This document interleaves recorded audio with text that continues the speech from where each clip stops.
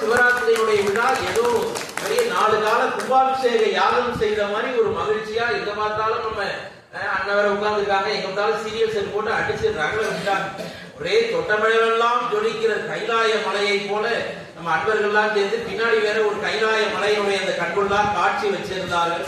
இப்படி ஒரு சிவ அடியார்களுடைய இந்த சிவ பூஜையோடு மிக அழகாக சுண்டுகோள் பெருமான் நமக்கெல்லாம் மகா சிவராத்திரி நன்னாளை நடத்தி கொடுத்திருக்கிறார். ஆகவே அவரை நினைப்பதற்கும் அவனர்களாலே அவன்தான் வேண்டும் என்பதை போல சூட்டுக்கோள் பெருமான் நம்மோடு வேறு எங்கும் செல்லவில்லை, நம்மோடு இருக்கிறார். நம்முடைய நாடி நரம்புகளோடு, நம்முடைய சதையோடு, ரத்தத்தோடு, உணர்வோடு சூட்டுக்கோள் பெருமான் கலந்திருக்கிறார் என்பது இந்த மகா சிவராத்திரி பெருவிழாவிலே வந்த அடியார்களுடைய கூட்டம், அடியார்களுடைய வழிபாடு, சிவ அடியார்களுடைய ஆத்மார்த்தமான சிவ பூஜை. ஒன்னும் வேகமா இன்னும் சொல்ல போனா என்னுடைய அக்கா போன அவங்க பூஜை செஞ்சாங்க. சி என்றால் சிவபெருமான், மா என்றால் சரஸ்வதி, லக்ஷ்மி, பெரிய தனி சொல், ஓரெழுத்து ஒரு மொழி, அறிவு, ஞானம் என்று தமிழ் அகராதியில ஒரு 15 பொருள் இருக்கிறது.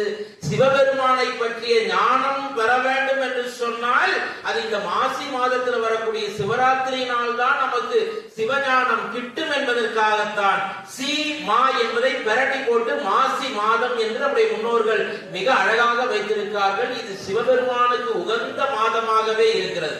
எவ்வளவு அற்புதமாக காம தகனம் நடந்த மாதமாகவும் அற்புதமான மாதமாகவும் இந்த மாசி மாதம் இருக்கிறது என்று பார்க்கிறோம். ஆகவே இந்த மாசி மாதத்திலே அத்தனை சிவ அடியார்களையும் போற்றி